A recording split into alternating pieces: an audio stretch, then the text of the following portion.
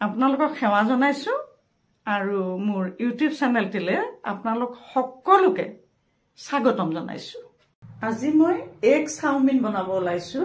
তাৰ বাবে মই কি কৰিছো, এটো গেছটো জ্বলাই দিলো আৰু এটা কেৰাহী পাতি দিলো। কেৰাহীটো পাতি ইয়াতে অলপমান পানী দি দিলো। পানীটো মই এতিয়া উতলিবলৈ দিম।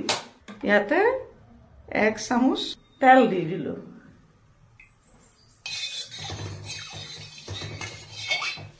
পানীটো মই এতিয়া উতলিবলৈ দিম। পানীটো উতলাৰ লগে লগে মই চাওমিন এসব চিঙা নাই, ভঙা নাই, গোটাই গোটাই পেলাই দিছো। কাৰণ চাওমিন দীঘল হৈ থাকিলেহে ভাল লাগে। এনেকৈ পেলাই দিলো আৰু এনেকৈ মই 2 মিনিট সময় মই এনেকৈ 2-3 মিনিট দেই 2-3 মিনিট সময় মই এনেকৈ সিজিবলৈ দিম। ইতিমধ্যে এইটো হৈ গৈছে। এইটো মই এতিয়া কেৰাহী এটাত সামান্য কাটি ৰাখিম। এয়া দেখিছে সুন্দৰকৈ হৈ গৈছে।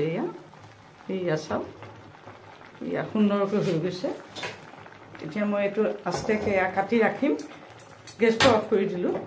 এতিয়া চাওমিনখিনিতে মই 1 চামুচ তেল সানি ল'লোঁ। 1 চামুচ তেল দিলোঁ। তেল দিয়াৰ কাৰণটো হৈছে ইডালে সিডালৰ লগত নুডলছবিলাক লাগি নাযায়। সেইটো কাৰণে তেল অকণ সানি ল'লে ভাল। সেইকাৰণে মই অকণমান তেল সানি ল'লোঁ। এয়া দেখিছে নহয়, আমাৰ বাৰীৰে জলকীয়া। এতিয়া মই ইয়াৰে দুটামান পকা জলকীয়া দেখিছে, পকা জলকীয়া দুটামান এতিয়া ছিঙি নিম ৰেচিপিৰ কাৰণে। এয়া ঘৰৰে জলকীয়া। এয়া প্ৰথমে মই এগ চাউত দিব লগা মছলাখিনি ঠিক কৰি ল'ম। প্ৰথমে মই অলপমান মেগী মছলা লৈ লৈছোঁ। অলপমান 1 চামুচ ভিনেগাৰ দি দিলোঁ। ছায়া চচ দিলোঁ। জালুক, জিৰা আৰু শুকান জলকীয়াৰ অলপ পেষ্ট দি দিলোঁ। চিলি চচ অলপমান দি দিলোঁ। দি এতিয়া মই এইটো সুন্দৰকৈ মিক্স কৰি ল'ম। ইয়াতে টমেটো চিলি চচখিনিও ঢালি দিলোঁ। এইটো দেখিছে, এইটো মিক্স কৰি এটা মই পেষ্ট বনাই ল'ম। ইতিমধ্যে এইটো হৈ গৈছে। এতিয়া গেছটো জ্বলালোঁ। গেছটো জ্বলাই কেৰাহীটো পাতি দিলোঁ। কেৰাহীটো গৰম হোৱাৰ লগে লগে ইয়াত মই অকণমান তেল দি দিলোঁ। এয়া 3 চামুচ তেল দি দিছোঁ। ইয়াতে অকণমান পিঁয়াজ দি দিছোঁ, কটা পিঁয়াজ। চাওমিনখিনি ইয়াতে মই পেলাই দিলোঁ। এতিয়া সুন্দৰকৈ এইখিনি লৰাম। জুইটো মই মিডিয়াম ফ্লেমত ৰাখিছোঁ। দেখিছে অখণ্ডকৈ মই ভাজিম এতিয়া। ইতিমধ্যে এইখিনি ভজা হৈ গৈছে। ইয়াতে মই কি কৰিম এতিয়া, এইখিনি চাওক পেষ্ট কৰি লোৱা মণ্ডখিনি ইয়াতে মই ঢালি দিলোঁ। চাউলখিনি ইয়াত ঢালি দিলোঁ। দি পেলাই মই এইখিনি অকণমান এনেকৈ লৰাই ভাজিম। দেখিছে কি সুন্দৰ কালাৰ হৈ গৈছে। কাৰণ ইয়াত সকলোখিনিয়ে আছে।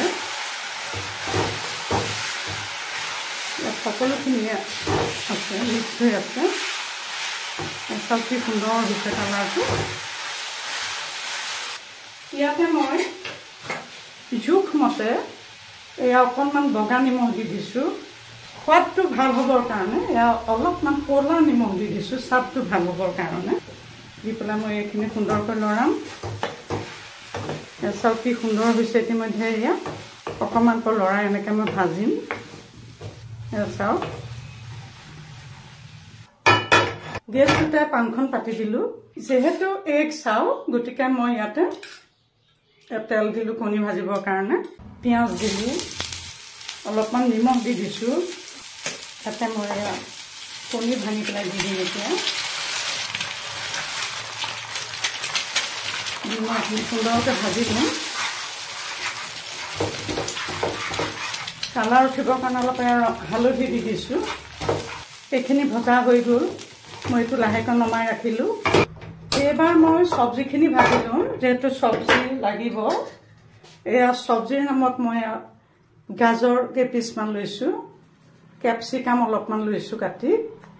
তাৰপিছতে কেঁচা জলকীয়া, দীঘল কেঁচা জলকীয়াটো অলপ লৈছোঁ আৰু পকা জলকীয়া লৈছোঁ। মোৰ ঘৰৰে হয়, পকা জলকীয়াও লৈছোঁ কাটি। কেঁচা আৰু পকা দুয়োটাই লৈছোঁ। তাৰপিছতে পিঁয়াজটো আছে আৰু কবি পাতা লৈছোঁ, বন্ধাকবিৰ পাত। গেছটো মিডিয়াম ফ্লেমত ৰাখিছোঁ। ইয়াতে মই তেল দিছোঁ। আপোনালোক যদি মোৰ চেনেলটোলৈ প্ৰথমবাৰ আহিছে তেতিয়াহ'লে please subscribe my A to Z tasty kitchen আৰু ৰেচিপিটো পহিলাৰ পৰা শেষলৈকে চাব, তেতিয়াহে ধৰিব পাৰিব। ষ্টেপ বাই ষ্টেপ দিয়া যায় যে। এতিয়া তেলখিনি গৰম হোৱাৰ লগে লগে মই ধৰক ইয়াতে পিঁয়াজ দিলোঁ। ইয়াতে মই কেপচিকামকণ দি দিলোঁ। তাৰপিছতে এয়া গাজৰখিনি দিলোঁ। পাতকবিকেইটা পেলাই দিলোঁ। গোটেইখিনি পেলাই দিছোঁ আৰু অকণমান কেঁচা জলকীয়া আৰু পকা জলকীয়া দুই বিধ দি দিলোঁ। এই গোটেইখিনি এতিয়া মই অকণমান লেয়াৰাই ভাজিলোঁ। নিমখ দিছোঁ। যিহেতু নিমখ ভাগে ভাগে দিবলগীয়া হয়, গতিকে ধৰক এটা জোখত দিব লাগিব নিমখটো। তাৰপিছতে ইয়াতে অকণমান হালধি দিম। হালধি অকণমান দিছোঁ কালাৰ উঠিবৰ কাৰণে। লৰাই এইখিনি অলপ ভাজি লওঁ।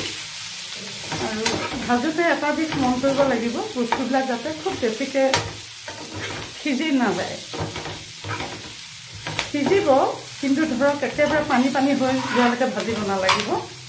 চাওমিন সকলোৱে বনাই খায়, কিন্তু মই আজি অকণমান বেলেগ পদ্ধতিৰে বনাইছোঁ, যিটো সাধাৰণতে ভাল ভাল ৰেষ্টুৰেণ্টবিলাকত চলে, খুব সুন্দৰকৈ বনায়।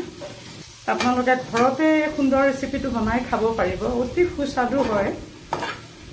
এয়া দেখিছে নহয়, এইখিনি অকণমান এয়া ৰঙচুৱাকৈ মই এয়া ভাজি লৈছোঁ। এতিয়া এইখিনি মই লাহেকৈ কাটি ৰাখিম আৰু এটা কেৰাহী পাতি দিম। কেৰাহীখন গৰম হোৱাৰ লগে লগে ইয়াতে মই অলপমান তেল দি দিলোঁ। অকণমান পিঁয়াজ দি দিছোঁ।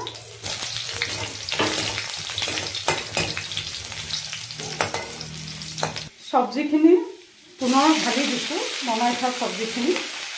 আৰু তাতে এয়া দেখিছেনে চাওমিনখিনি মই ইয়াতে এতিয়া ঢালি দিম। চাউলখিনি সুন্দৰ হৈ দিছোঁ।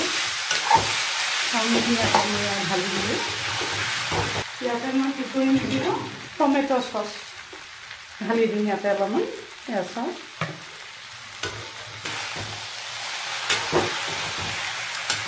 কিমান সুস্বাদু, কিমান সুন্দৰ এটা ৰেচিপি।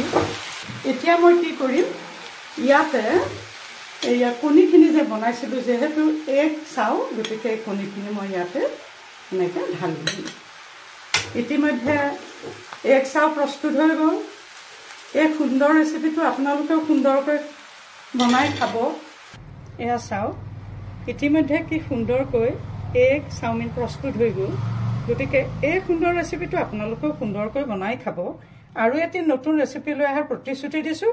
আৰু আপোনালোকে ভিডিঅ'টো পহিলাৰ পৰা শেষলৈকে চোৱাৰ কাৰণে আন্তৰিক ধন্যবাদ জনাইছোঁ।